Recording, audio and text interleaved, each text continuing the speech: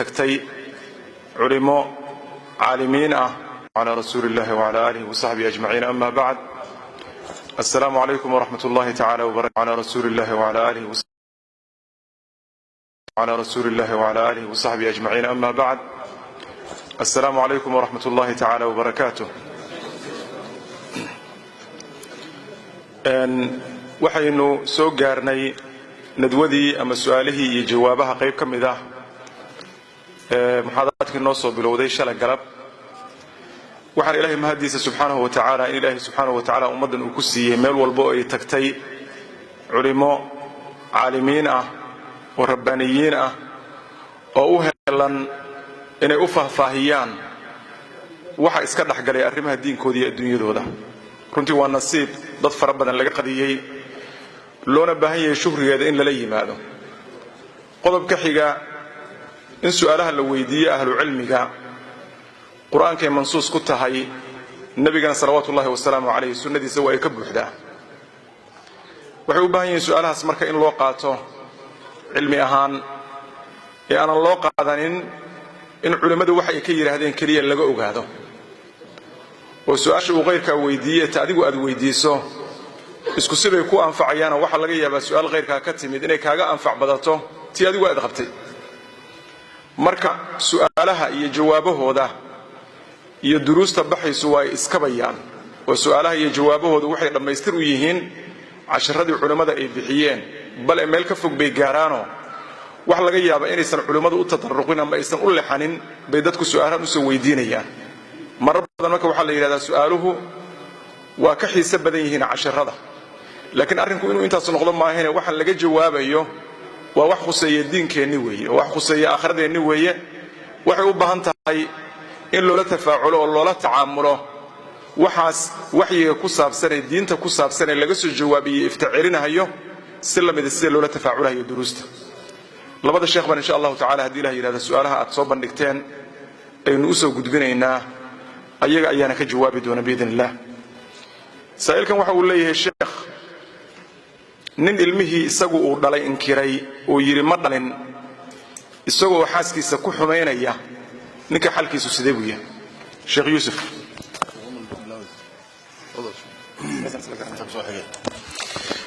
بسم الله، الحمد لله رب العالمين، والصلاة والسلام على رسول الله وعلى آله وصحبه أجمعين. وبعد، waxay ahayd sheekh maxamed aan ugu bilaabo, waxaa la yidhi Soomaad waxay yidhaahdeen hadal ninkii xumay lahaa horumar ay yidhaahdeen. marka su'aasha haddii haweenaydii maaragtay ninkii hadduu ilmaha inkiro, ilmahan ma dhalin uu yidhaahdo, haweentana uu ku inkiro ilmaha inuusan ka dhalin, noocyaal fara badan bay leedahay arrintaasi, u baahan xoogaa inaan hubinno. yurub waxay leedahay caadooyin aan ku aqaano iyo arrimahan soo joogay rag ilma ay dhaleen inkiray, laakiin aysan islaanta qadfino xaaraan bay ku keentay ilmahan aysan odhanayn. dowladda xaggeeda inay ilmahan diidaan oo ay inkiraan, ay dafiraan. markaasi waxaa ka dambeeya maraykan way ka jirtaa, sidoo kale waxaa ka dambeeya lacagta laga doonayo inuu ka cararo darteed ayaa keenayso aabbahu lacagta maratay inuu bixiyay tahay ayay ka cararaan. sidaa darteeda ilmahani maarin bay yidhaahdeen anigu maartay way jirta arrintaa, laakiin aan og inuu dhalay xaqiiqatan islaanta aan ku dirinin, laakiin sida dowladda xuquuqda ay ku waajibinayso oo carruurta u waajibinayso ama carruurta lagu leeyahay xaggana Sweden waxaan ka niraanaa waxa jira forshigninka ayaa lacagta bixiya, kabacdina odagaa dusha laga saaraa. laakiin haddii uusan ilmaha sheegan oo ilmaha inkiro, lacagta way dhacdaa inay fakada ma nooca u sameeya. misalaas weeyaan. misalana ninku inuu islaanta yiraahdo ilmahan ay garac bay ku keentay, sida hadda su'aasha daahkeeda ka muuqanaysa, way garacatay ilmaha isagoo u dhalay. misalada midda hore oo inuu ninku lacag ka cararo, hadda waajibkii sharciga islaamka uu saaray ee carruurtana biilkooda iyo mas'uuliyadooda ilaahay saaray, ayuu doonayaa inuu dafiro ka cararo. misaladaasna waa misala qiyaamada ilaahay weydiin doono subxaanahu wa tacaala, كلكم راع وكلكم مسؤول عن رعيته qof kastoo caruur iyo reerna mas-uulka ah maanta qiyaamada ilaahay waa weydiinaya subxaanahu wa tacaala mas-uuliyaddii hadduu ku gabood falo sharci ahaan iyo wax lagu leeyahay haweentaasina xaq u leedahay inay ninkan xaqiida ka dalbato oo haddii uu qaali islaamka jirona iyo maraakista islaamka ay uga dacwooto haddii ay wax uga qaban waayaan dowladda ay ku hoos nooshahay uga dacwooto maarta ee xuquuqdeeda ay ka qaadato waan ogahay qaanuunka waddamadani qasabaa looga qaadaya lacagta haddii uu shaqeeyo loo goynaya hadday maarta caddaato haddii laysku qabsado waxaa jira xafiisa uga ah ilmaha uu inkiro maanta DNN baa laga qaada carruurta hooyadu waxay xaq u leedahay inay dalbato in laga qaado ilmahan DNN lasoo qaado si ay ugu caddayso odagaan inuu dhalay maarta ilmahaasi uu xaq u leeyahay masale xaq u leedahay oo hooyadaasi ma garanaysaa ama haddii uu haweenayda yidhaahdo ilmahan kama dhalinin iyadaa meel kale ka keentay masaladaasi waa masalatu qadfi weeye waa in la kala xukumaa waa inuu magaranaysaa haweentan dee zinanimo iyo wuxuu ku tuhmay iyo maarta xume uu ku tuhmay masaladii shareecada islaamka licaanki iyo liiqii shareecada waa loo qaadaa waa loo qabtaa waa xugun tagaan masaajidda maarta mas-uulka kaaliyaada inay maarta xugun tanto islaamtaasay u sheegto ninkan carruurtaas ugu inkiray si loo mariyo masaladii maarta sidii shareecadu ay ahayd intaas baan ka oranayaa barshiir maxamed wuxuu ku daray wallahu aclam بسم الله الرحمن الرحيم waxaan ku dari maayo inta sheekhu yiri kaliya xadiis baan xusuusin lahaa oo nabiga sallallahu alayhi wasallam ninkii ilmihiisa isagoo og inuu dhalay inkira ilaahay baa maalinta qiyaamada iska xijaaba yani ilaahay tabaaraka wa taala aakhira marka la tago nicmooyinka ugu qaalisan ee la helo ee jannada xataa ka qaalisan waa ilaahay daawashadiisa marka ilaahay baa iska xijaabay maadaama ilmihiisii oo xaq ku leh uu inkiray marka waa dunuubta aadka u waaweyn bay ka mid tahay wallahu aclam جزاكم الله خيرا وأحسن الله إليكما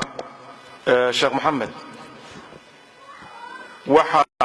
aan ku su'aalayaa haddii gabar weligeeda uu isoo wakiisho walaayada ma waxaan ku wareejinayaa sheekha gabadha meherinaya mise ninkii guursanayay baan toos ugu wareejinayaa su-aasha labaad waxa ay tahay annagu waxaa meel noo taalla weligii oo jooga in la raadiyo wadaad wax isku meheriya haddii wadaadka la waayana meherbu ansax maaha su-aasha labaad waxa ay tahay qofka xawaalada haysta haddaan iga sii dar iraahdo lacagta gadaalna aan uga keeno markii aynu ku ballannay riba ma soo gelaysaa sheekh lacagtaas iyada lacagta uu dirahayana ay tahay lacag ayuu ka faa'iidayaa mid uu dirayana labada su'aalood is saaran oo midna walaayadu ku saabsan tahay midna xawaalada oo iga sii dir la yiraahdo dib laga keeno ninka muxawilka aan uu lacag ka helahayo arrintaas maxay shariicada ka qabtaa bismillaahir rahmaanir rahiim su-aasha hore oo ku saabsan wilaayada gabadha haddii lagugu soo wareejiyo ood weligeedii wakiil ka tahay sida asalkii waa inaad adigu meheriso saasaa asal ah oo wakaalada asal ahaan ma sii wareegto ilaa weligii asalka ahaa ee ku dhiibtay aad ku noqoto oo tiraahdo ma wareejiyaa oo wakiil kale ma sii sameeyaa lanna sheekhu waa wakiil shareecadu asal ahaan marka guurka la samaynayo boos sheekh la yidhaahdo meel ku jira ma laha boos sheekh la yidhaahdo kutubta laga heli maayo waxaa jira wax la yidhaahdo weli gabadha guurinaya iyo kii guursanaya iyo markhaatiyadii waa intaa laakiin inuu sheekh guuriyo soomaali dhaqankeed waay waxayna ka dhalatay taqriiban dee dadku inta badan qaabka guurka maba yaqaanaan laysu guursana marka sheekh saasa loo soo geliyaa laakiin asalku wax weeyaan ninka gabadha weligeeda ama wakiilkiisa baa si toos ah wuxuu ugu guurinayaa ninkii gabadha guursanay gabadha oo wakiilka ahay ama weligeedii ahay waan kuu guuriyey meherkeeduna waa inta waan aqbalay wax culus ma ahaba yaa wixii la gargariiri jiray markii muxuu ahay la siinayo la nici jiray ma ahaba inta hawshu waa ka fududahay waa hawl fudud marka asalka horta waa sidaasoo wilaayada lama wareejiyo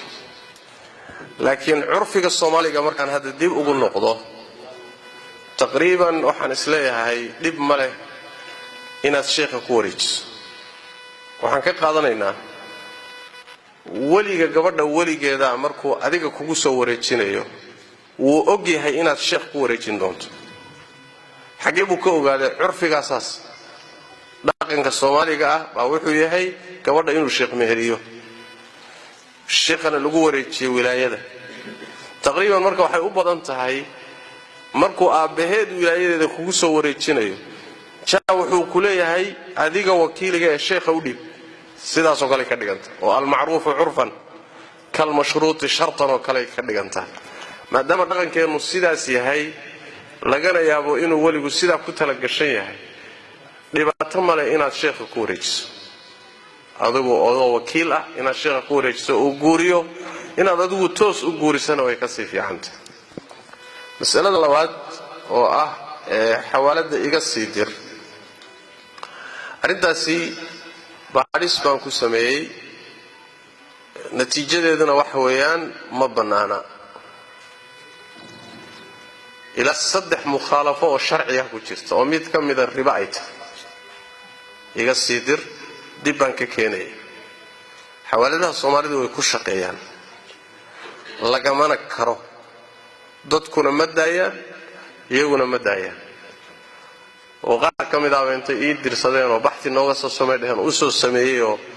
la fariistay oo milkiilayaashii oo ka qanciyay baa waxay yiraahdeen ma dayn karno sheekh ma dayn karno haddii shirkadaha dhan intay isu yimaadaan go'aan midaysan laga soo wada saaray shirkadii joojisa suuqayba ka bixi badhe custom ka dhan baa ka leexan marka ma dayn karno dadaydan dayn karin su'aasheeda joojiya idinka laftiinu war iska daaya hadii la yiraahdo dayn maysa marka la isku darina wixii inaad raadisaan hadana idaan ku dhaqmo mas'alada iga sii dir waa mas'ala sharciyada khilaafsan riba kamida laba qardi oo laba yani aqdi oo qardi labaduba oo isku xiran sharciyaduna diiday baa ku jirta ila 3 sababood oo mancinaysa yaa ku jirta wallahu a'lam جزاك الله خيرا وأحسن الله إليك شيخ محمد شيخ يوسف قف كل عقم سيد ديسان كراسي وصدق يستو سؤال شاء الله بعد واحد يتهي دد كأجنبي جاء دريغية ذا كده ورسنا إياه وحي أنسيو أن صدقة أمي يستو صدقة ما إنه قريسة سؤال شاء سدحات نين العقم الصور علي تاسو كسو خلدنتي باستعمال كرا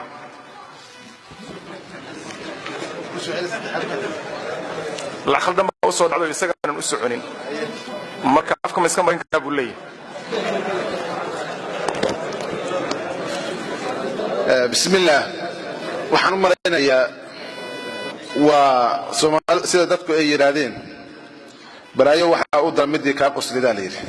waxaan u maraynayaa qosolku waxa ka dhashay inay tahay maanta mas'alo iska waadixa ee wadaadka ku day magaalada banneeya inay tahay marka mas'alaas dadka dhan baa wada xukumayo xoolo qalad ku soo galay waa la iska ciyaamay ka yimaadeen badib loogu ciyaar lama cuno oo iska cadahay sababtoo xoolaha ma hadda dawladdu koonto kugu soo qalado iyo hadii si kale ku soo gasho iyo qof hadii ka soo lacag soo dhacdo waa in dib ugu celisaa meesheeda hadda garanaysid hadda garan weydana waa in dib u hiisaa lacagta sida aan sharci tahay laakiin waxaan ka leenahay labada mas'alo kale ah ma banaan tahay xoolo inaan deensado inaan sadaqaysto أساسك دينت وابنانت قفض حوالك دينستو مثلا سي شرعي واضحة وكدينستو وكدين سنك دينت وابنانت القرآن كظاهر كيس يا حديث تفرع بضان يدين كسوارت وقتين حوال دين سكرة مركا دينستو حوالاسي أما صدقايسو أما عن أما ملقي حوالاسي دينت وحوالاسي markaasi addeensatood leedahay weeyaan laakiin waxaan kula talina qofka xoolaa inta soo diinsada sadaqaysanaya inuu maaragtay culayska hadda wax weeyihiin waxaadiin waa iska mamsaka timid lacagtii guriga kuu jirtaa xoolaad ku bixin lahayd waa halkaa ka sii daysatay misla mushkilad ma ama markaasi waxaad gacanta ka bixisanaysan qofka ka sii qaat wax ku cuslaynaya ma laakiin xooluhu maaragtay xoolo waaweyn yihiin ee ku cuslaynaya deynta laftigeeda khatar ah hadaysanin maxkii ilaahay xoolo ku siiyo xoolo bix misla hadda waxa ka mid ah maxamed ka jawaabayay oo ah masalada ribada loo galay oo binaay oo lacagta sii waa qofku xoolo uusan hayn daradeed inuu wuxuu doonayaa qaraabo xiriiriyo inuu xoolo sii dido si doonay ma hayo xoolo waxay ku qasbanaysaa ninka xawaalad laha inuu maaragtay lacagta uu ka sii deemiyo ka sii diro ka diidsado qaarkood mesela marka jawaabana waa xeedeeyeen ninka xawaaladaha lacag buu meel dhiganayaa mas'uul leeyahay qofkii iga sii diyaara deeminta ku leeyahay laakiin haddii nin kale u yimaado uu leeyahay deemi mid kale ka dirana adiga diramaaye lacagta siin ma deemiyo dadku waa xeeladooyin kamid ah ay magaranaysaa ay ku sameeyaan marka iskalifin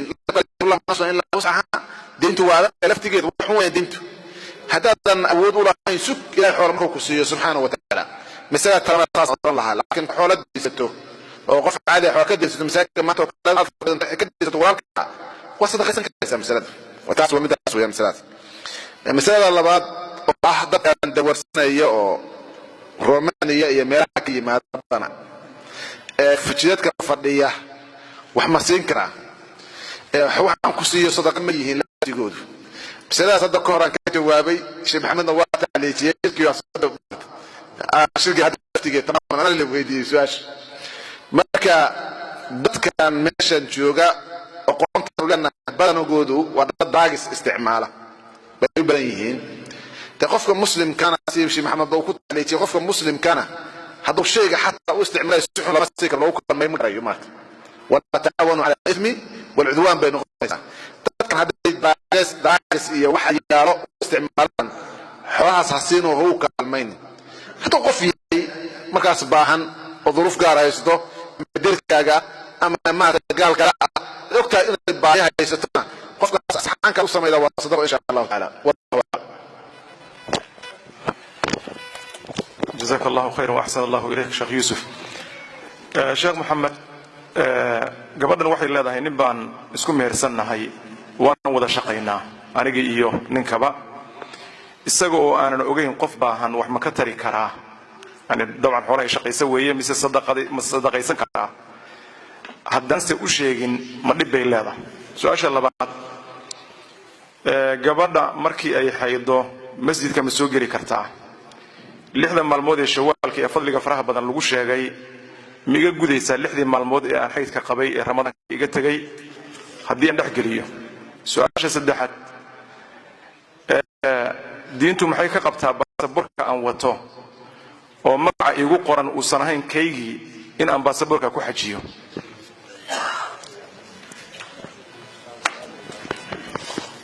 bismillah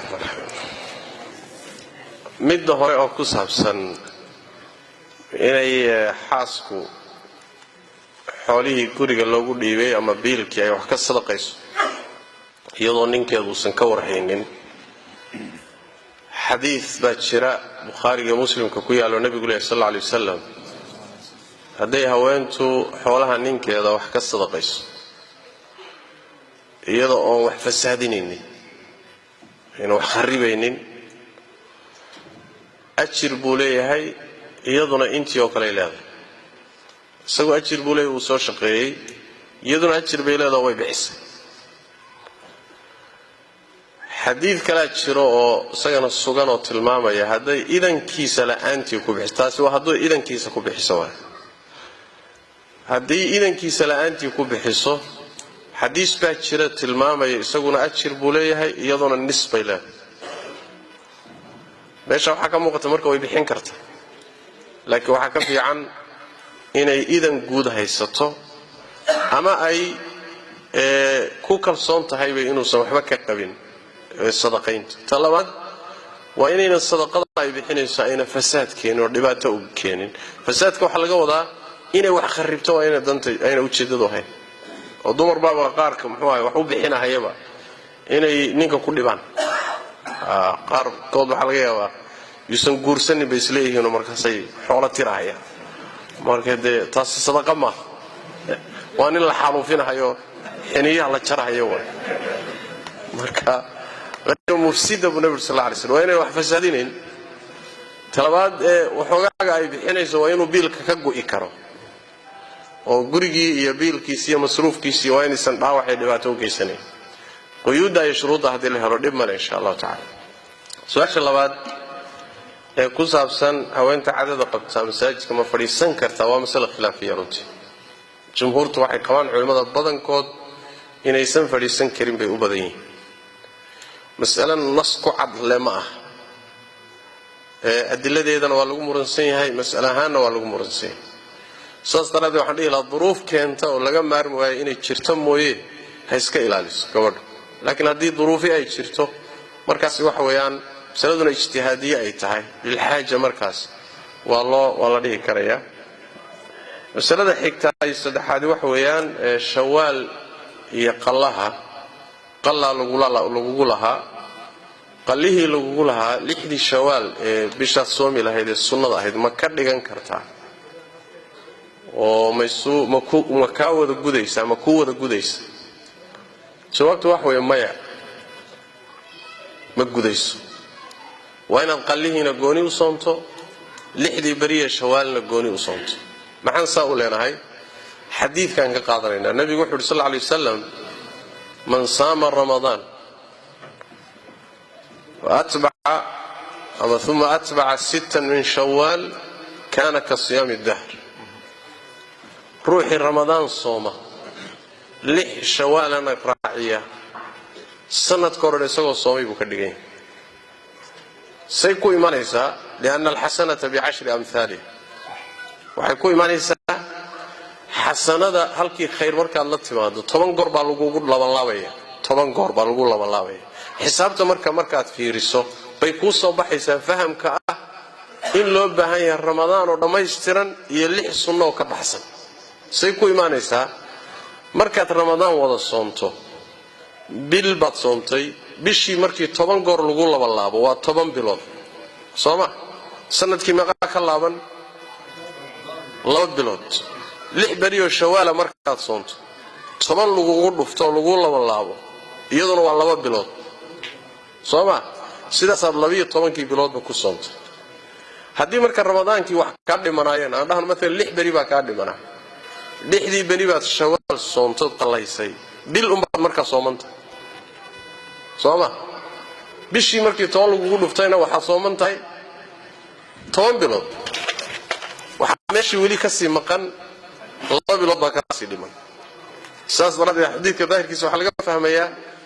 bishii ramadaan oo dhameystiran oo 10 bilood u dhiganta iyo 6 bari oo ka baxsan oo 2 bilood u dhigma waa inaad soonto way arinta xigta baasaboorka magacaan hayn uu ku yaalo ma lagu xajin karaa jawaabteedu wax weeyaan baasaboor la'aan baad xajin kartaa يا هذا باسبور بقى هذا نكور واسكن رومت حجك أقول ما صحيح يا هو صحيح سيداس دراديد يا باسبور شرطي وقديك سيدا حج وقديك باسبور يا دوكيومنتي يا واحد يمكن حجك شروط دي سنة كميد ما صح hadduu magac khaldan yahay iyo hadduu sax yahay wax ka khuseeyo ma jiro masaladaasi ishkaalkeedu wuxuu ka soo baxan u malaynayaa sheekhana sheekh Umar Faaruq Allahu naxariist ayaa masalada marka jawaabay baa la igu yiri oo muxuu ahay magacaago khaldan ha ku xajin wax soo kala sheekh Umar fatwada la igu yiri wallahu a'lam malaqtiiba dadkii taas ay soo gaarsiiyeen baan u malaynayaa masaladaasi magac inaad saxan karto waa meesheeda magac saxo waday ku suuroobi karto magacaagii saxda inaad qaado laana abtir baa ka dhalanaya caruurtaadii document wax badan baa ku xidhan laakiin cibaadaadka saameyn kuma laha adoo magacu ka khaldan yahay waad soo xajin kartaa wax saameyn kuma yeelanayo wallahu a'lam جزاك الله خيرا وأحسن الله إليك. شيخ يوسف haddii aan badeeco gado oo wixii aan soo siistay wax ka badan siiyo labanlaabkeed iyo wax ka badan arrinta riba ma soo gelaysaa? taasi waa su'aasha koowaad. labo, waxaan ahay gabar, waxaa iga dilmay ilmo, dhiiggii waa iga ba'ay, laakiin waa igu soo noqday, salaadii iyo soonkii maxay noqonaysaa? su'aasha saddexaad, salaada sunnada ah waa rawaatibta isaan rajaynaya sida hadalku u dhacayo, dad ayaa sida faralka oo kale waxay israaciyaan 4 ragcadood oo aan u dhaxaynin salaamo naqsi, sida duhurka camal ayay u tukadaan. sheekh su'aashu waxa weeye ma dhibba ku jirta in la tukado 4 ragco oo isku xigta?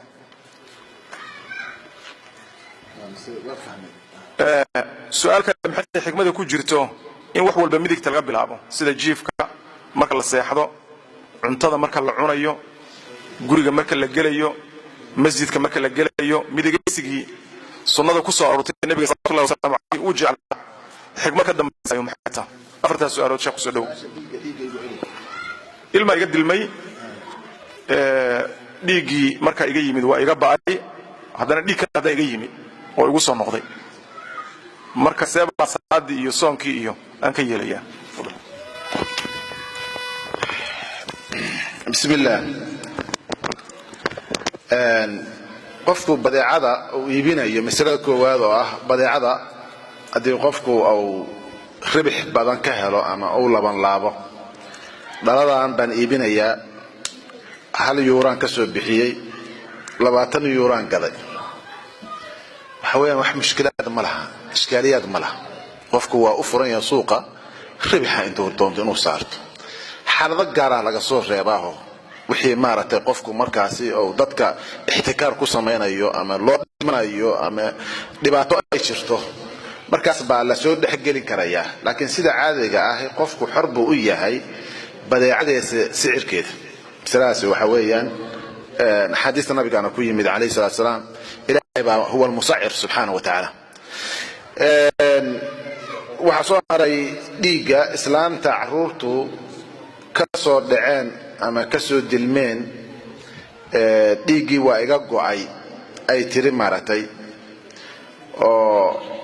de caruurtu hadday yihiin caruur maaragtay soo dhacday oo awal dhiiggii igoo nool ama soo dhaceen oo caruur ah dhiigga ka yimaadahay, dhiiggii ahaa dhalitaanka nifaaska hadduu ka go'ayoo la yaqiinay, dhiigga dambe oo yimaada waa fiirinaynaa. dhiiggaasi inuu yahay dhiiggii caadadii waa dhici karaysa markuu ka go'o caadadina timaado. caadadu calaamaday leedahay oo calaamadaheeda lagu fiiriyaa. islaamtu hadday maaragtay mutacawid ahayd oo horay u caadoon jirtay, dhiiggaasi calaamadihii ay ku taqiinay bay ka fiirinaysaa. kalarka waa lagu gartaa, yacni xagga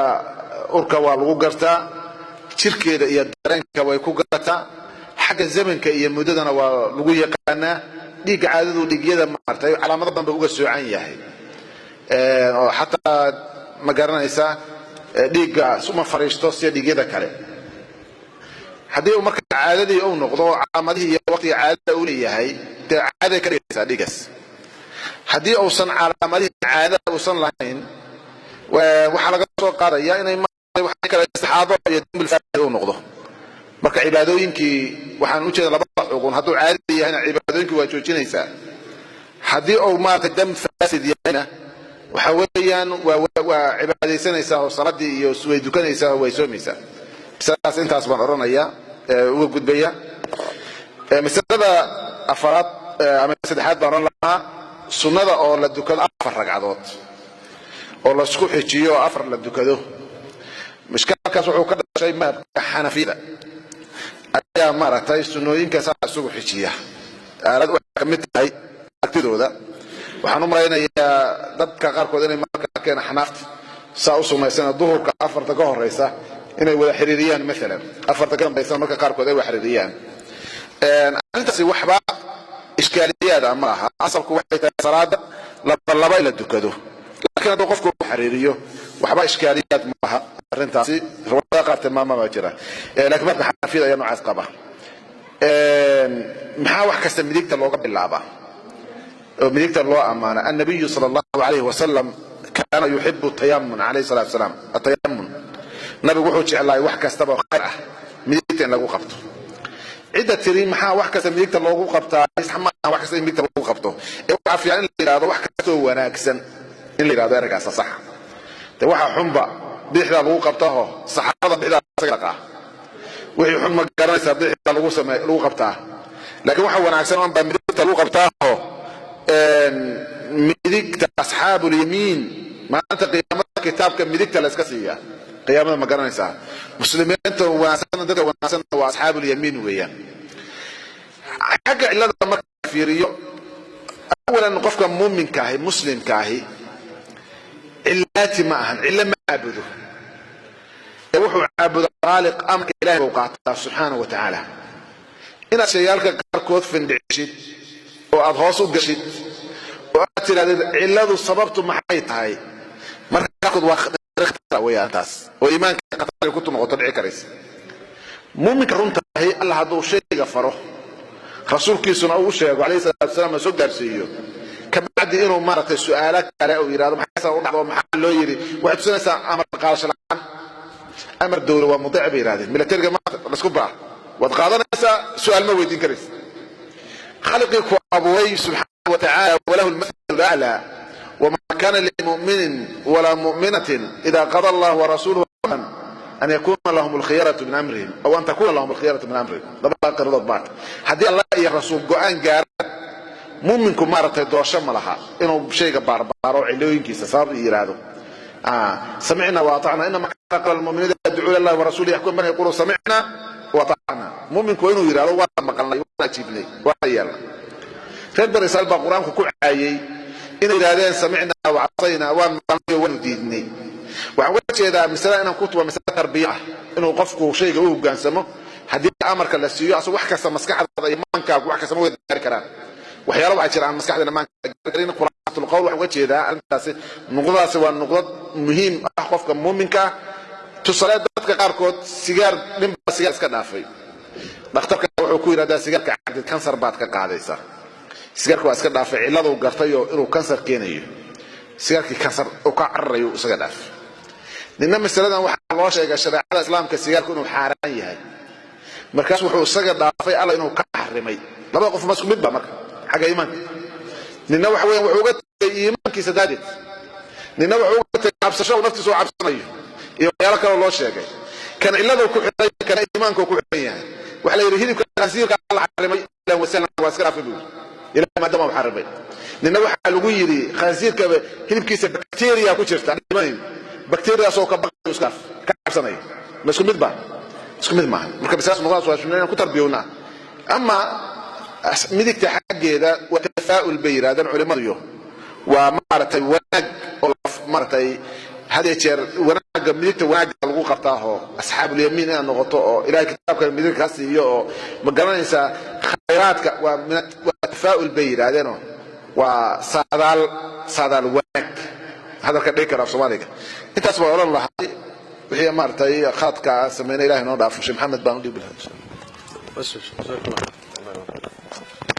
جزاك الله خيرا وأحسن الله إليك الشيخ سوى سنبه سؤال وجواب مسألة كساب مدقيسك وسيده الشيخ الشيخي وأديكم مرة البطن بطهي وحي القدر أياد مكلا كنت سميسه إلهي لما ويديه سبحانه وتعالى محيطة الصلاة كدام الصوت إلا سيده يضع ما والدك اللي وحسنيي ما عبدك حقوق اللي قلت معي ما الديمقراطية شكلت فرنا إلهي سبحانه وتعالى وحقوق واحد أنت يا مصلحة يكون وجرت أوامتي صور لنا وحكبنا وحي تهي سيد الشيخ والنور سمعنا وطعنا تكالفت شرعيا على صاري أورنا ومصلحتنا أي نلو صاري waxaan loo diidayna maslaxadina daradeed baan lagu diiday ama ciladayna ogaano ama yeena ogaano waajibka nasaaro waa maxay ilaa hogaansamo way waxa kood baa marka qaarkood ayadoo cilalku ay iyo xikmadu ay qarsoon tahay waa dambe tajrubo lagu arkaa wax kamid ah waxa laga yaabaa marka qofka miduu adigoo ugu jira taayta midigaysiga wali ajiifka maan baxdi soo socday 20 sano iyo ka badan ba waxay soo saareen qofka inuu dhinaca midiga u seexdo in dhaxal siinayso inuu hurdada si wanaagsan uga dhargo daqdigii dhiigga ay fuudaha hadii uu dhinaca bidix u seexdo uu ka badbaariyo sida darteed qofkaas uu ka fogaanayo cholesterolka iyo dhiigkarka masaafo inta la eeg ma xasuusto intay ahayd nabigu muxuu nugu yiri sallallahu alayhi wasallam alayhi kaana yujibuhu tamun waxa kamid ah xuquuqda muslimiinta ay isku leeyihiin saas la mid ah tashmiitul qatis qofka hindisay ee alxamdulillah yiraahdo in la yiraahdo yarhamuka allah ma'ad armad haddana ka warramay sheekh maxamed cabdi walba maanta loo yimid yarhamuhullah haddana maxalli wadaadku maanta waa sida ka feebar miyaa cabdi sooma yarhamuka allah yaa la yiraahdaa qof dhintay sooma يعني قفك كأنه هندسة قفك وقفك وهندسك ونهضيونك مركو قفعه يا مركو خلاقي ولا مدهن الحمد لله يرحمك الله اللي يجي هذا لماذا مركو هندسة لسه ويدينه وأنا أمرك فلسة وحير هذا قفك مركو هندسة وحو مرة خطير جدا جدا بالمرة خطير للغاية حدث واحد تاعي أجهزة يستأردن جدها كجرته ba shaqada galiso istaagaysa wadnihi ba istaagaya secondkaas wadnaha duu istaago qofka san qoraa soo dhinto oo beerkii ba istaagaya oo kaliyihi ba istaagaya oo akramakumullah hatta hadii uu suuliga ku jiro oo uu ama waday maxaa ku xajadiisa inta yafto hindisay wuxuu waa istaagaya waxa si wada ogsoontii dhamaantiin qofka markuu hindisayso in kala hayo oo wac ma hindisay in inta ay isku qabto maskaxda lafteeda in isku qabsada la yirinta yarta waa maxay qofka isaga xaalad mawd ah oo iskan ama ka yar buu maraya qofkii marka inta naftiisa oo dhan qabtay oo la joojiyay dhaqaaqiisii oo idil haddana loo saamaxay inuu nolosha sii wato ilaahay sii caabudo miisan u beegto in alxamdulillah inuu yiraahdo hayo ma ninkii meesha ka soo noqday halista in annaguna ku Allah ku naxariiso nabadato sida dadka xikmadu waxay kaaga eg tahay inaad tiraahdo إلهي وحو وحكن وأمري لحكمة بالغة قضاها حكمة حل وإنه علمي إنه جالس السنة وحكو صار لكن وما هي مكة اللي بيدو على حيسه قفك مؤمن كأي الناس كوي إنه قفك هو جالس ساسي إنه مسلمين كلنا ما إن شاء الله تعالى وأنت شاف وشاف لكن أنت تن وحنقول كبير سؤال علمي أجوبته ذي هذه السنة يعني وحوي كبيرين سؤال شكل الشيخ وحول لي هاي شيخ محمد معك الدقيقة اللجوء يبش السوبر ماركت كه تسوى سؤال شحكته واحد تاي محيطها الصلاة اللي يراه صلاة التسابيح سداس اللوتو كذا شرع جوز محوك قطع سؤال السدحة هدي أن كان غير كي جودن كان البيت وأن ربنا ندبوا النقطة هدي عرورتي أو كان جاد الديدان والله النقطة كوا ير سعي وحوني يجوب بعدها أرنت يدا ما يبان أنت مسوا كلنا نسلك حقوي سؤال حكته وياه وحولي هاي محي دين الإسلام كقبتها إن قفك صاحب وقت لا هذا ولا تحرير السنة هذا يدور لك ردويه ما دام أن هي سنين أود أن أسكو جور سنة يعني صاحبه من الله أنكره بسم الله الرحمن الرحيم su-aasha hore ku saabsan hilibka digaagta subermarketyada laga iibsado shaqiis baan u daynayaa taayada ahluma kaadara bishacaabiha wadaadadiinaa yaqaana haddaad nairobi weydiin lahaydeen waa ka jawaabi yurub iyo wadcigeeda iyo hilbaheeda iyo maxaa xalaala maxaan xaaraama taa shaqiis baan uga tegaya insha allah تكلا صلاة التصابيح وصلاة سوء أرورتي حديث تقار كم إذا كتمد حديث تاسي مسوغان تاهي مثل مسوغنا لسكو خلاف سنيهي حديث عباس بن عبد المطلب لغا ورينيو ولماذا قار وحي إليه مسوغنا صلاة داس حديث توي ضعيفين ينقارنا حديث توي سوغا يعني وحي إليه صلاة داس ويسوغان قام كيلو تكذا ولا ورق عضوض oo subxaanallahi ay ku badan tahay tasbiixda ku badan taqriiban halkii ragcadba waxaan u malaynayaa 75 miyaa ku jirta subxaanallahi baa ku jirta afar miyaa mise laba way afar ragcadood afar ragcadood yani 300 oo tasbiixood bay isla noqonayaan baan filaya marka salaada noocaasa laba la tukadaa haddana laba la tukadaa xadiisku siduu tilmaamayo ruuxu cimrigiisa hal mar hadduu tukan karo hadduusan hal mar cimrigiisa hal mar haddii kale sanadkii hal mar ka sii fiican hadduu bishii hal mar haddii uu maalan maalinkii hal mar usbuucii hal mar kolba say ugu suuroobi karto inuu tukado xadiidka saxdiisana waa la isku khilaafsan yahay salaaduna waa noocaas su-aasha xigta oo ah carruurtii intii waaweynaatay haddaan kari waayo inta yaryarka ah ma la cari karaa dee jawaabtu waxa weeye caanadaatay dabadoodaa la qabtaaye haddii intii waaweyneed ay ka tageen oo kari weyday ha ku daba dhimanin wixii aad badbaadsan karto badbaadso oo intaad la tegi karto la tag ayagana ilaahay u soo bari iyagana ilaahay u soo bari in yaroo kuu badbaada haddaad heshaba nasiibka rag baaba waxba u badbaadi waaye oo isagoo 60 jira 70 jira keligii intuu soo noqdo meel annaga yimaado iyo wuxuu leeyahay bal hadda wax la ii raadiyo hadda wax abuuraya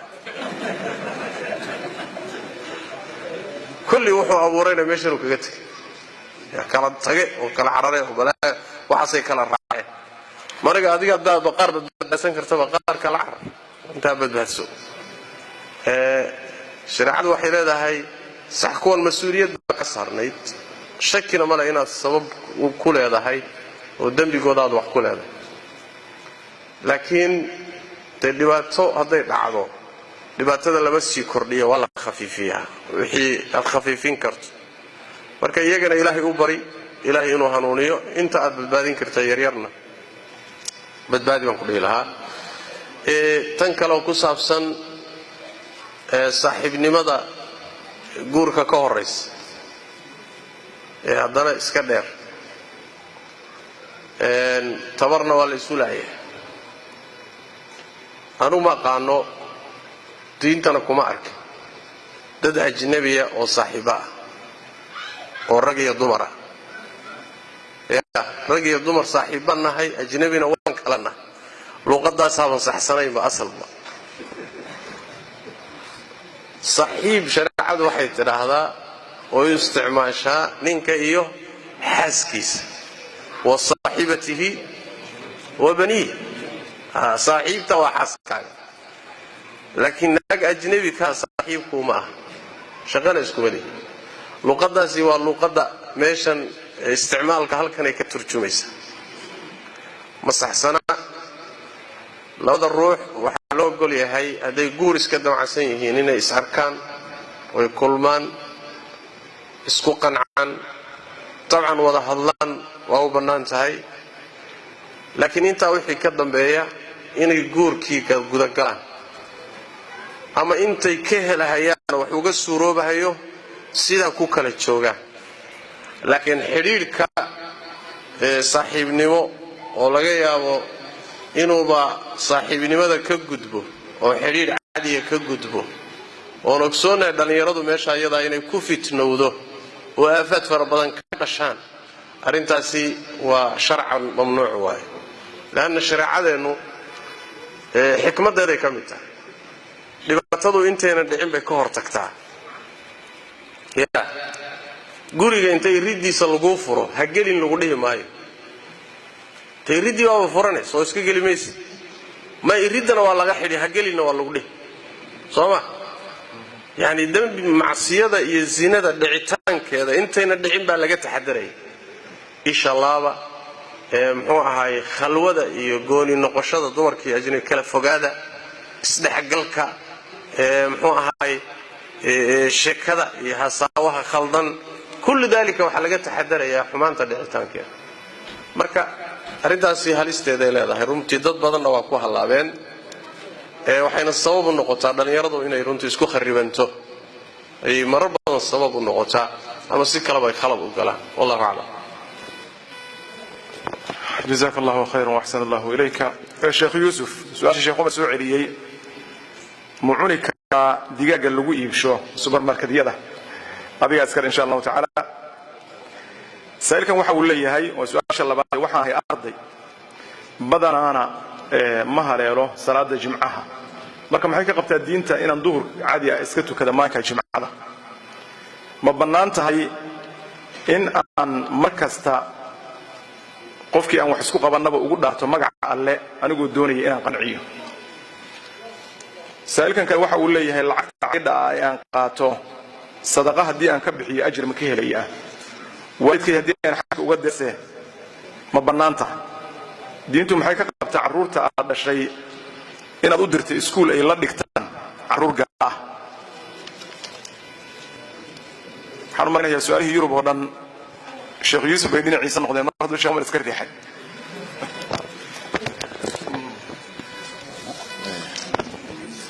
bismillah dhegdhur way ku ogi weeyaan masalada ah supermarketka hilbaha digaaga ma cuni karaa supermarketka hilbaha lagu iibiyaa hay digaaga hay Yurub san ognahay ama wadamadan lama gowricinin wada sharci lagu ma gowricinin وبالتالي هدي أن لجورعين مارت النفكة وحنا نتنكس ولا نجاس حرام وأيان ولا نجاس سي سبب نفكو بختجا أما لجورعين مساش قال كودك قروح كليه قلب وضعام الذين أوتوا الكتاب من قبلكم بكمتها ضعام الذين أوتوا الكتاب ويان وضعام الذين أوتوا الكتاب حلوتي ذا أهل الكتاب كوحي جورعين بحلوتي ذا لكن معهن هيدب كسيسن جورعين أهل الكتاب قفك نوع الشبهة فافية ما كد ويديسي قفك مؤمن مسلم كاهي نفكو عيتيو نفتك قاعد وكورن وحرام بكورميا أوكي متك أهل الكتاب كو عيتي نفتك قاعد وكورن حال بورميا صوما ومشكلة وين بقدي مؤمن كي بعدو كو عيتيو إلهي حرمي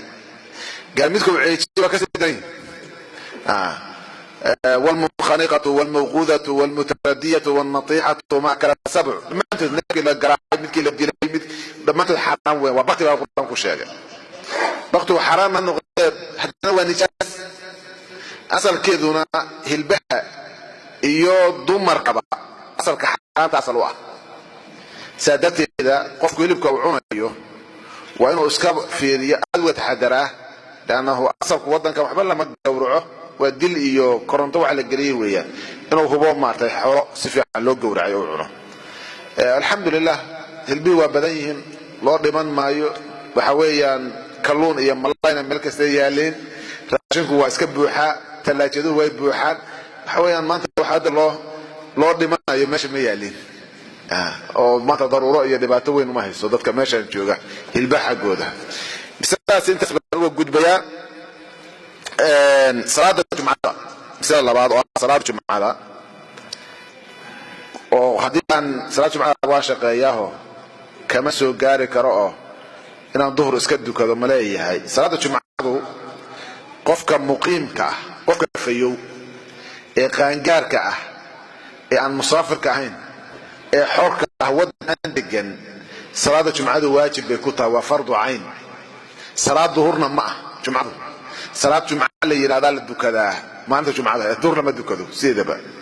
صلاة داسنا إلهنا واجبية سبحانه وتعالى فرض عين وركض يقفك نوع عن شاقني هذا يقفك والشقاق كشيروه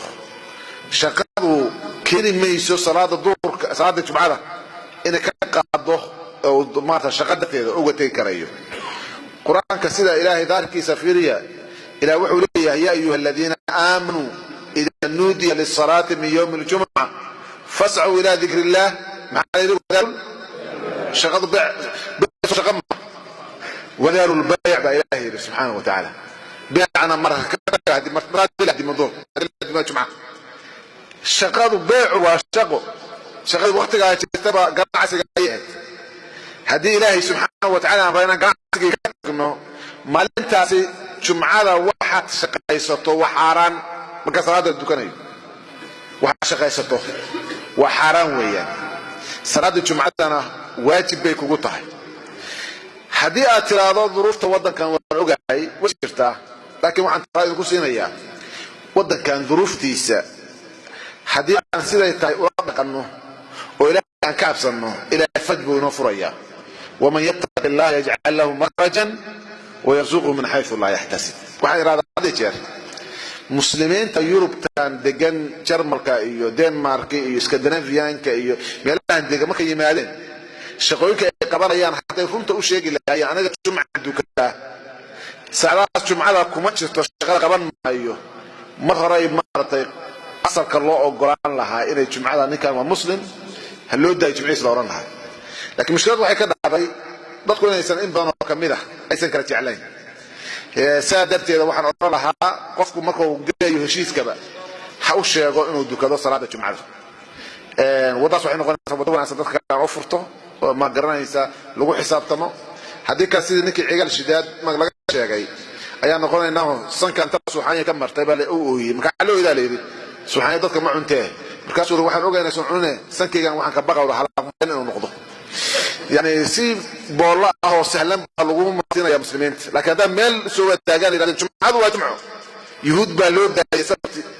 شخصيه مرت عيد مدى جريسكا بالكي وين ومقدس لما تعرف سوى بوليسكا مع يلي اري على بي انت واسان ودين ويا marka muslimiinta aan ba ma boolla ka noqday mooyaan oo asrinta ma la iska marsadaan umaraha mabda lama marin karayo xaqiiqatan ma soo wajahsan awoodiina iyo shaqadiina iyo inta aytiin awood bana muslimiinta xaqiiqad jirta weeyaan marka misaal waxa oran lahaa aysan gorgorka geli misalada labaadan ma ratay saddexaad xoolaha maxaa la yiraahdaa xoolaha عيدة ها حولها ومارتي عيدة وما كسد غيسان كريا مسك حيشين كريا وحاليا حولها قفك أوقاته oo la yiraahdo martay dawlad waxay qofkan shaqada haysan ay ogsiido xoolahaasi mulkiisa way qof waa milki isaga iskale qaanuunkuna martay uu ogol yahay sida la yaqaanana shaygu qofku milkiyo tasarrufkiisana waa leeyahay hadaad sadaqaysato hadaad ku xajido hadaad xooga meel dhigato intaba mulkiisa adaa leh waxay kugu soo galeen wada sax marka wana ku xaji kartaa وانا صدقيسان كتا مارتي مالك بارتا وصحة اي حولان كو سو غان قاعده اصل كان waxa mulkigeedu waa saxaya carruurta waxa uu diray iskuul maartay dadka ay dhigtaan oo aan islaam ahayn oo maxal kala haysiirad su'aal badan weyd ma ka rijeyna carruurta ma meel kaad u dirtiin soo inta fadaba wadankan degan carruurta maxaa sheegaysaa annaga iyo xaasaska annaga iyo carruurta nada waxa weeyaan soo madirno xagbaan ma ka rijeyna misaladani marka waa misalo waaqici oo jirta hada laga carar kareenin laga maartay weeyaan laakiin su'aashu waxay tahay inaan isku dayno sidii aan maartay dhibaatada ay leedahay fikradaas iyo maartay saaxiibada xun sidan u daaweyn lahayn oo wax uu qaban lahayn taas muhiimku tahay sidoo xalina misalada ma baantay ma ما انت وين ugu majirto lana waa badweyn ninku fadhiyo ninku dhaay badweyn dhexda fadhiyo badda ma gali karo inuu yiraahdo waxa weeyaan waa masalad ma wajiha ma laakiin inuu yiraahdo badweynta si uga bixi karnaa waxaan ma doonaa badweynta si uga bixi karnaa nadwa ku aadanaan doonta insha Allah ta'ala mawduucaas wallahu a'lam جزاك الله خير واحسن الله اليك شيخ محمد waxaan qabadayn aan dadkeedii aanan ogeyn ma ay ku dambeeyeen oo ay ka mid tahay ruux gaal ah sidee ku bixin karaa taas waa midda xigta waxa ay tahay haddii aan qaraabada xiriiriyo asi aanan awood u lahayn inaan wax siiyo arrinta ma ku dambaabaya awoodayda su'aasha saddexaad ninka muslimka ah dharka dhaadheer ee sarwaalkiisa ama qamiiskiisu uu ka hooseeyo anqowga salaada ma laga aqbalaya su'aasha xigta sheekh magacayga waa maxamed waxaan channelka aljazeera laga soo saaray oo aan ka daawaday Soomaali galowday oo ku nool dhaab oo gaaraya 600 qof haddii aad tihiin culimada Kenya ma ogtihiin haddii aad ogtihiin se wax ma ka qabateen hooyada Soomaaliyeed waxay ku weydiinaysaa dadka gaalada ah waxay barteen salaanta islaamka assalaamu calaykum way nagu yiraahdaan mararka qaarkood baa anigu aan iska jirin calaykum asalaam dhahaa maxaan ugu jawaabaynaa in sidaa iraahada diinta maxay qabtaa فليتفضل مشكورا شيخ محمد. بسم الله الرحمن الرحيم. سؤال شهر حولها قصوق قلي عندي لهيدنا هذا قرنيني وقال هالنقضة ومسلم هالنقضة سياد كل هذه السنة أنا ذكرنينين والصدقين عندي إسكال هيد أي الصدقة وتحت waxaa lagu bixinayaa masaalixda iyo danaha guud ee ummadda jidadka مثلا isbitaalada goobaha caafimaadka ceelasha masaakiinta oo la siin kara taas sidaas loola mucaamaloonaya su'aasha xigta qaraabadaydii inaan xiriiriyaan rabaa waxna ma hayo dhaqan wanaagsan iyo hadal wanaagsan ku xiriiri hadaadan waxba u heli karin laazim ma aha hadaadan waxba haynin waxaadan haynin ilaahay kuguma kallif laa yukallifu allahu nafsan ilaa maa aataaha naf ilaahay ma kallifo wuxuu siiye waxaan ahayn kuma kallifo marka waxaad kari karto iyo awooddaada ha kala bakhaylin waxaadan kari karinna laguma saarin oo lagu dhihi maayo ilaaba iskallif ma lagu dhahayo inta tabartaada un baad wixii gacan ah iyo wax bixin ah laakiin qaraabo xidhiidhintu ma aha oo keliyata wax bixin ma qaraabo xidhiidhintu salaantaas ka warhaynta muxuu ahay waxyaalo badan baa soo galaya xataa haddii dadku ku tuunsan yihiin oo dadkiina dibadaha soo jira dadkii xagga jiray waxay ka rumaysan yihiin inaad uun muxuu ahay khasnado dollara ku fadhidaan oo waxba la idinka rumaysan yahay taa lafteeda inaad qarxin karto isku dayo oo cudur daaro sida ilaahay qur-aanka ku sheegay ruuxa wax ku weydiisanaya haddaad waxba u haynin hadalka wanaajib baa la yidhi tabaaraka wa tacaala soo ma hadal wanaagsan intaasaa wax dhan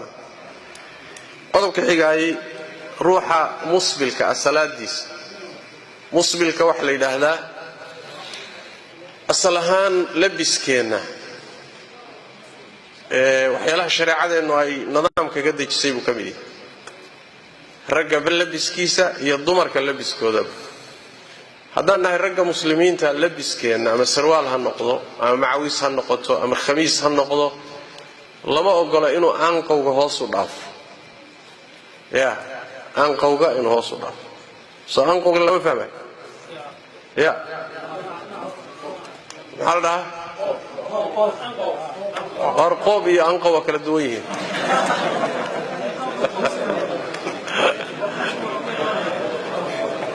waxaan tegey adiga saad u taqaaneen inaad fahanteen baa muhim sida ruuxba u yaqaano hadda ka hor baa waxaan tegey sanadkii dhoweyd waxay raalli ahaada sanadkii dhoweyd safartaydii aan ku maray qaybo ka mida deegaanada soomaalida baan markaan marayay magaalada Shiniile ayaan malaha su-aashan miyaa lay weydiiyey marka waxaan ka hadlaya xadiidka waxaan idhi marka aanqow reer Shiniile marka aanqow way fahmi waayeen marka soomaalidu qaarba sidii u yaqaan war maxaad u taqaanaan baan kelima ii sheegay waa alma wahad ya quraan miye quraan iyo aanqow iyo waka Shiniile ma fadhiyaan saasay marka quraan dheh aanqow dheh halkaasaa laynoo ogol yahay maradeen iyo labiskeennu inuu gaadho haddaan ragnaha wixii ka hooseeya laynooma ogola nebigu wuxuu yidhi sal alla alay wasalam ninka muslimka ah labiskiisu waa ilaa dhudhunka dhexdiisa wixii dhaafa waa ilaa aanqowga wixii ka hoos mara waa naar marka lama ogola haddaad xaraga kibir ku dartana iyada cuqubadu intaa waa ka sii culusta oo ilaahay ma fiirinayo uma naxariisanayo baa soo gelaysa ma daahirinayo maalinta qiyaamada marka waa arrin runtii dadka intooda badan aad isaga fududaystaanoo sarwaaladeenna dhulka xaaqahaya iyo macawisaha iyo waa arrin dhibkeeda la waa fududaysanaa dadkeena qaar ka mida waxayba leeyihiinba sheekh aniga kibiriga ma waxaana kibir baa loo diiday xadiid baa jira nabigu leeyahay sallallahu alayhi wasallam al-isbaalu min al-makhiila ya inaad marada hoos aanqowga hoos uga dhigto baaba kibiraba lafteedu waa nabigu ku sheegay inay kibir tahay sallallahu alayhi wasallam marka marada kor u qaat salaada waa soo socdaay horta tan aan ka dhaco marada halka kor ha looga qaado aanqowga ku ekay hadii kala kor u qaado waxba kooguma fadhido ilaa halka geesato salada labaad waa salaadiisu ma saxaysa xadiid baa jira dhahaya ruuxa maradiisu hoosayso oo halka ka hoosayso salaadiisa ilaahay ma aqbalay Abu Daawud iyo qeyrkii waa soo saaray waa xadiis daciif oo sugnay xadiiska dhahaya salaada ma la aqbalayo ma sugna salaadu waa saxaysa laakiin waa dambi sidiisa u madax banaan waxa la yaab leh dadku way ku baraarugsan arrintaas inay khaldanto waxaad ku garan sidii sarwaalku ugu siidaysan yahay markay masaajidka soo galaan oo tukan rabaan baa kulli la laalaabi wala jibinaya taa xadiis baa idin haysta oo Bukhariga waxa ku yaal xadiis nabigu leeyahay sallallahu alayhi wasallam rasuulku wuxuu reebay salaada in maryaha la laabo iyo timaha yani timaha dheer ee siidaysan markay soo raacsamaan inaad celiso lama ogola marada la laadana in la celiyo lama ogola marka aduu siiyalad ina laabtana laguma ogola inaad siidaysana laguma ogola kor u kaadi marka ya dhigi kor u kaceeyo wadaadana wareeriyo Soomaa adaa is wareeriyo marka marada gaabsada oo waa sunnadii hadigii nabigeena sallallahu alayhi wasallam laakiin salaadu waa saxaysa waxa ku xigay warkan jaziira soo daysay oo xiriyaha dhadhaab Soomaalidu degantay qaxootiyada dad gaaloobay oo ridoobay baa yaa laga soo guuriyay warka ma maqlin laakiin waa wax jiri kara oo dadku waad garanaysaan oo waa dadkeenii iska baahnaa ummad iska baahan oo gaajaysan baa meesha joogta hay-ado wax kale aan ka shaqaynina way joogaan hay-adaha meesha jooga dadka u tagay way qaybsamaan qaarna waa la yaqaanaa shaqaday qabtaan laakiin tobanal waxaa jooga shaqay qabanayaan la garanayn hoosta ka shaqaysanay marka qaar waxaa jira kristaamaynta qaabaysan oo hoosta dadka ka guranay dadkii marka waa iska baahan yihiin waa gaajaysan yihiin inta badan waxa lagu duufsanayaa waa lagu qadi meeshan aad ku rafaadsantihiin baa loo gaaloobaya meeshan aad ku kadaysantihiin baa loo gaaloobaya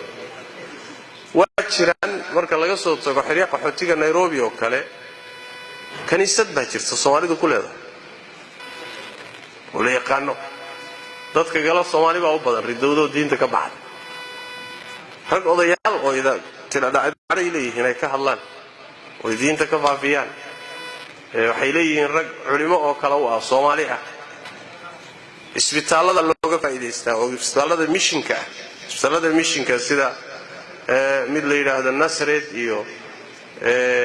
mid la yiraahdo Kikuyu oo isagana indhaha qala iyo mid kale oo la yiraahdo Kijabi oo isagana lafaha iyo waxa lagu qala iyo markay yimaadaan oo dadka lagu daaweynayo kaniisadii baa ka shaqeynaya ruuxii intuu sariirta jiifo waxa loo gudbinayaa baash marka dad badan baa gaaloobaya oo diinta ka baxay laakiin waxaan hubaa in badan oo kamid ah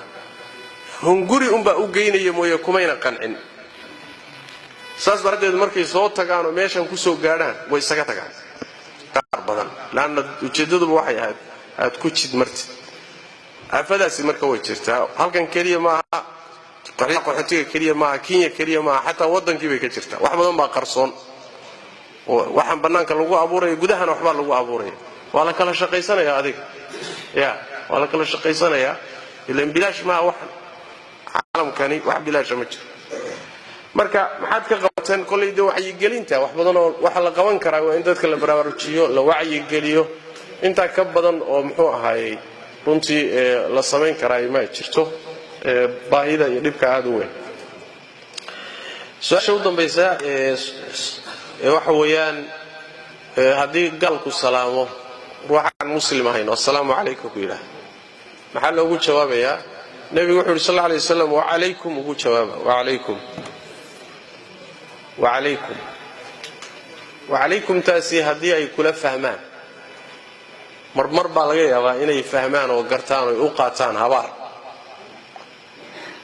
oo lafahaaga uga baqdo ya dhibaato inay kaa soo gaadho haddaad ka baqdo marka wacalaykum assalaam iska dhig laakiin asal ahaan salaantoodu wacalaykum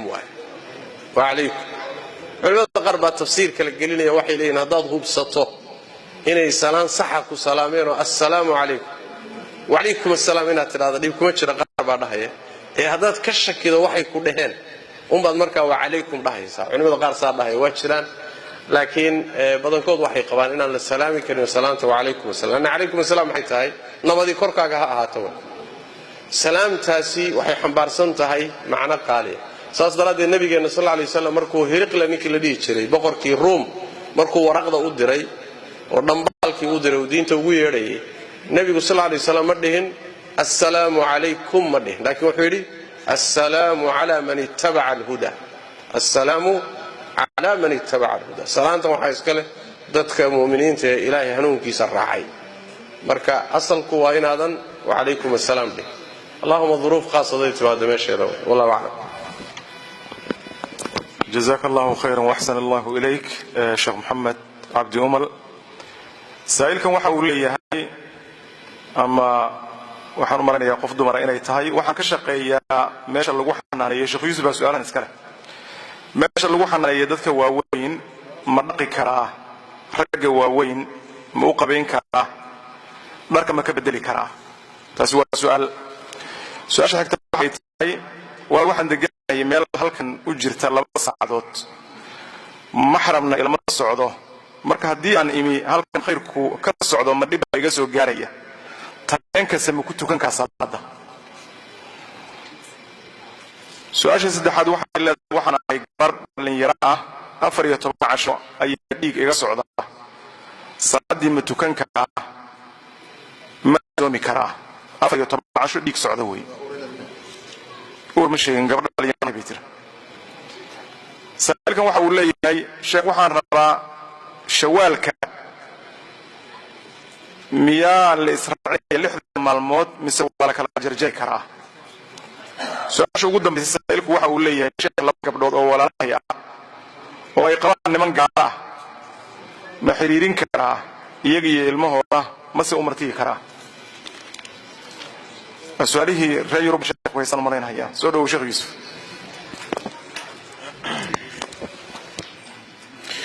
بسم الله الحمد لله رب العالمين والصلاة والسلام على رسول الله وعلى آله وأصحابه أجمعين وبعد سؤال شكو هذا يقول قفك الدادة محيط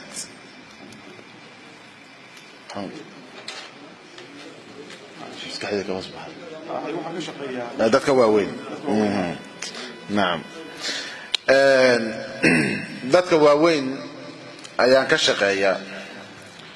shaqada la qabto dadka waaweyn waxa weeyaan in loo mayro in raashin la siiyo in ma garanaysa la xanaaneeyo in xafaayad qaarkood loo xiro in ma garanaysa marka qaarkood khamr la siiyo hilib doofaar la siiyo iyo wixii la halmaala oo nooca shaqooyinka noocaas oo kale ah xaqiiqatan waxaan odhan lahaa inaa qofka muslimka ah had iyo jeer mihnada uu dooranayo iyo shaqada uu dooranayo inuu ka shaqeeyo uu dooranayaa inay noqoto shaqo oo kuf u yahay Soomaalidu waqtigii hore waa ka faani jireen shaqooyinka qaar baa xalaa laga faani jiray laakiin maanta maaragtay shaqooyin aan sharciga waafaqsanayn oo xalaal aan ahayn in maaragtay dumarkii weliba rag bay taas weliba dumarkii cafiifaadka ah oo muxajabaadka ah ay maaragtay nin waayeel ah oo ka ajnabi ah ragga qarn nool baa ku jira daa waayeelka inay maaragtay u marmayraan oo ay u shaqeeyaan arrintaasi waa shaqo aad dani oo shaqo liidata weeyaan caqli ahaan markaad maaragtay iyo islaam ahaan qofka muslimkana shaqadiisa iyo mihnadiisa meel wanaagsan oo ka doodo ilaahay yani muslimku sharaf buu leeyahay ilaahay agtiisa subxaanahu wa tacaala waa misalo gabar muslimada inay nin weyn oo ajnabi ka ah u meermeerto waxa u banaynayaahi waxa weeyaan ma jiraan ilaahay baa risqiga haysta lana dhiman maayo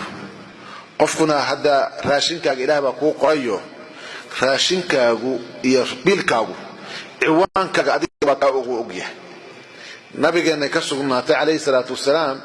inuu yidhi ilaahay wuxuu qoray naaf inaysan dhimanin xataa tastakmila risqaha risqiga ilaahay baa kuu qoray waa isku meeshii haddaad waddo wanaagsan ku doorato iyo haddaad waddo xun ku doorto ku doonato kulluba risqi waa lagu qoraya laakiin waddada adag ku xiranta aad u raadsanaysa waxaad oran lahaa marka barakallahu fiikum gabdhaha muslimaadka ah yaan loo dirin meelahaas oo kale raggu ha u qaraabeen biil ha u goobeen baho haddaad doonaysid xoogaa duruuf aad kula gudboonaysa laakiin waa ka gudbaysaa meel wanaagsan doono ilaahay baa risqi ku siinaya subxaanahu wa tacaala qofka la ka baqana ilaahay waa u furaa risqigoo waxaad ogtihiin hadda aydan akrinaya waman yattaqi allaha yajcal lahu makhrajan wayarzuqhu min xaysu laa yaxtasib qofka ilaahay ka baqa ka cabsada ilaahay risqigiisa meel wanaagsan buu uga furaa waman taraka shayan lilah عوضه الله خيرا منه الى درس قفك وحو تغا الى wax ka wanaagsan buu ugu bedelay subhanahu wa ta'ala sanabiga yiri alayhi salatu wasalam marka misalan waxaan leeyahay misalan akhlaaqiyada maaha misalan sharaf muslimka waa maaha misalan inuu haboon maaha gabar muhajjabada ah oo maartay cid kala maarto oday ah oo maarto meerta sax ma ahantaas hadii ay duruufo adag timaado rag ha u shaqeeyeen dumarkuna dumar ha u shaqeeyeen marka aad duruuf adag timaado islaanta waayeelkaahi oo u baahan cid xanaanaysa waxa weeyaan waa inay dumar xanaaneeyeen haddii ay kugu soo aado islaan weyn oo handicap ah oo duq ah oo aad ilaahay maafkataas u shaqaysid way ka fududa marka rag ha u shaqeeyeen dumar shaqaday duruufta adkaato weeyaan inkastoo mihnada laftigeeda iyo shaqadaana shaqa dani ah ay tahay anigu kolleeta mas'aladaas inta baan oranayaa qofka gabadha kale oo su'aasha weydiiday inay muxaadarooyinka iyo khayraadka ay soo aaday meel 200 oo kiiloomitir jirtana way ka timid 200 oo kiiloomitir sida la og yahay xataa culimadaas ka hadla safarka waa safar weeyaan 200 oo kiiloomitir marka qof gabadha 200 oo kiiloomitir maxram aan safraysa waxa weeyaan ween maxram aan safrin خير بيدونيسا محاضرة دونيسا محاضرة خير كواحد كمدة مدة شرعه أمرتي إن إنسان مارتا محرم العام صعون محاضرة كمدة لفتيجي مدة لقى شيء جي مارت هوين إلهي ما تقيمار ما يصير وما بنانا إن مارتا أي سفرته شوية قاركود مصير يوم والليلة شوية قاركود سفر مطلق أسوار وإسافر لكم عاب marka safarka looma ogolaa alxamdulillah wasiilooyinku waxay soo gaarsiinayaan maanta way bateen ayadoo meeshan fadhiday gurigeeda ka dhageysan karaysa duruusta muxaadara ka socon kartaa waxa weeyaan meel kasta ka buuxdaa marka waxaan lahayd maxram hesho soo kaxaysato atimaado haday weyso khayrkood waxa uu jirtaa gurigeedii ha joogto hana maartay khayrkaas ay u dhageysan karayso ha u dhageysato misaladaas aan leeyahay naam 14 iga socday dhiigii caadada ama marka madukaya 14 cashadood waxa weeyaan dhiiga caado waa socon kara haday hubto dhiiga caado inuu yahay 14 ilaa 15 caado way gaari karaysaa sida oo kulluba ay qabaan madhab shafiiciyadu ay qabaan ayaan masalada wafqan yani masalada waxay ku xiran tahay dhiiga fiirintiisa dhiiga wala fiiriya qofku ama ay u fiirsataa haday gabadhu mubtadi'a tahay ama ay mutahayyira tahay ay dhiigu marka ugu horeeyo ama gabadh wareertay ay tahay ku adkaanaysaa ee gabadha maanta mu'tadada caado lahaatay dhiiga ayuu ka soo gaari mayso way gan kartaa caadadeedu markay tahay markaysan ahayn marka haday gabadhu mutahayyira tahay ay dhiigu ku wareertay ama ay marka ugu horeyso 14 casho uu la gaari karaya dhiigu ha sugato ilaa maaragtay ay ka hubsanayso inuu dhiigii caadadu ka go'ay oo alqasatul bayda oo kala calaamadaha dhiigu uu go'ay jiray ka gaarayso ilaa laga hubsado inuu dam fasid yahay oo istixaada marka uu soo bedelayo naam su'aasha afaraad oo ah shawaal soonkeeda in isku xira isku xaqiijiya ama isku dabageliya ama tataabucan u soomaay ma masala ma taqasaba wamaya waxa weeyaan waxaad soomi kartaa maalin waa afuri kartaa bisha shawaal 6 kamid ah oo baa laga doonaya inaad sootid hadda hore ka soontid iyo hadda gadaal ka soontid iyo hadda dhexe ka soontid waa masala ku furan hadda tiraado khamiis kasta ayaa isniin ka soomaya ee markaasi aad saas u soontid waxay soconaysaa qasab ma garanaysaa intaas su'aalaha miya sidii baa ka hadlay mid baa hadamana laba gabdhood oo walaalaha jiray miya mas'alad musiibada ahayd laba gabdhood oo walaalaha oo way tiri laba nimo gaala ay qabaan horta Soomaalidu qabin mees oran jireen waa u fuulan bay jireen erag fiicneed in la yiraahdo sida asalka Soomaaliga horta laba gabdhood oo laba nimo gaala qabaan in la yiraahdo waa la laba gabdhood oo laba nimo gaala u fuusha Soomaalida sidii jireen way fuulan marka mas'aladu qabitaan meesha ma yaalo xaqiiqatan marka la yiraahdo gabdhahaasi ma xiriirin karo way ku xiran tahay maslaxada ka dhalanaysa haddii aad maratay suurtagal tahay xiriirkaagu inuu maslaxada iyagu u jiro inaad u caqli celiso oo aad wax u sheegtid oo ay ka aqbalaan xiriirkaasi aad khayr ku gaarsin karto waxa weeyaan xiriiri dhammaan waxa weeye waa badan yahay waqti la isgoyn jiray lama joogo waa badan yahay muslimiinta haddii laakiin adigu aad naftaada uga badid inay maratay raadkaaga tagaan sida qofka juudaanka qaba looga carro wallahu a'lam جزاك الله خير واحسن الله اليك والله المستعان waxaa jira su'aalaha qaarkood oo isu eg su'aalaha qaarkood xoogaa waxa mudaynaysan waadix aan ahayn marka wixii aan fahmi weyno isku dhibayna biidin ilmawla wiil aan dhalay baan u baxshay Malik magaca dib ma ku jira dad badan ayaa igu qabsaday su'aasha labaad waxaa jira dumar markay masaajidda imaanayaan asturan markay suuqyada iyo aroosyada tagayaan aan asturayn oo laga yaabo ilaa iyo qortooda in la arko kuwa iyaga ah xaqi loo haya ilaa xad intee la eg su'aasha xigta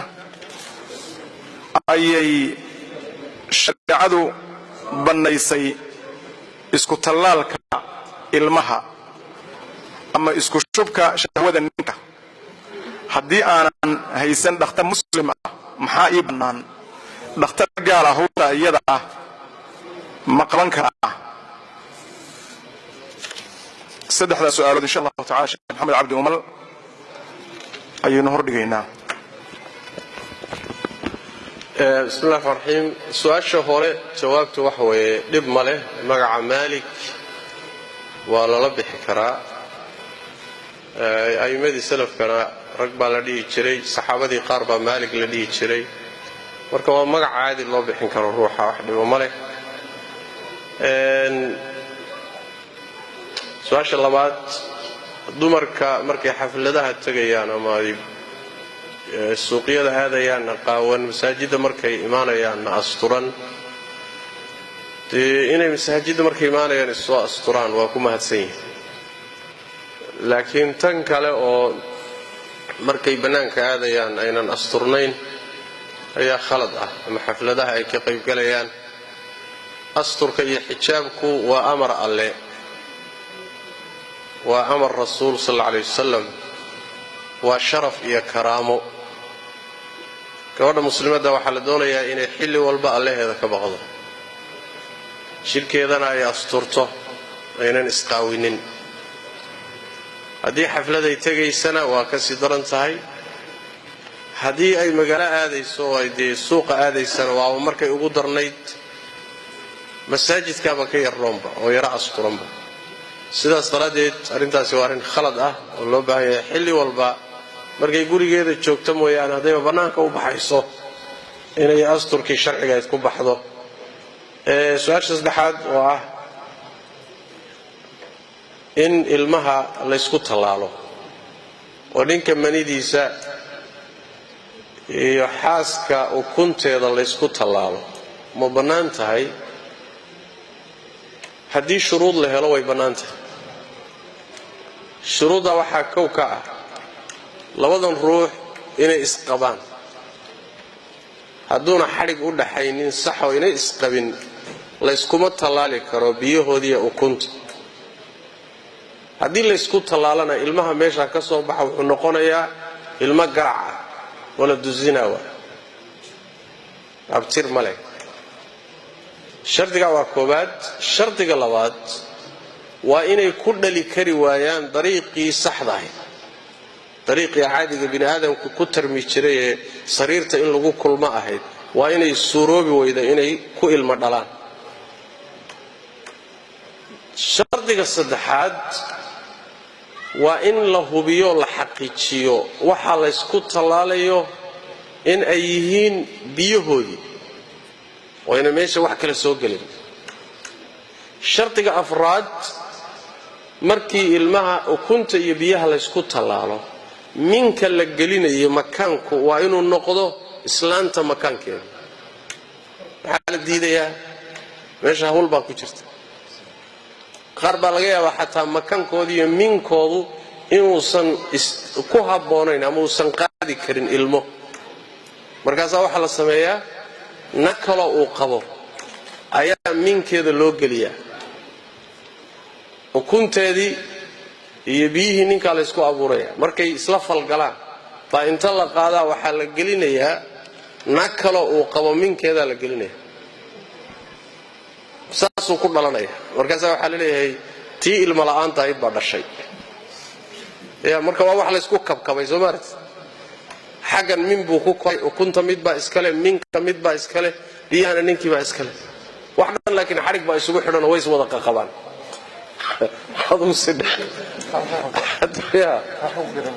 taa waa la diiday sheekh, taa waa la diiday. lanna waxay leeyihiin sida saxda ah ilmuhu keliyata ukunta iyo biyaha ma ahee meesha uu gelaya minka iyo xididada iyo khasaa'is bay leedahay. khasaa'istii buu meeshan ka qadanayaa. marka sidaas daraaddeed shuruudaha haddii la helo la maanica dadka dhali waayey ma dhalayska ah sidaa inay ilmo ku raadsadaan, lanna waa maqsad min maqaasid shariica. haddii shuruudda la waayana xaraam bay noqonaysaa. wallahu aclam.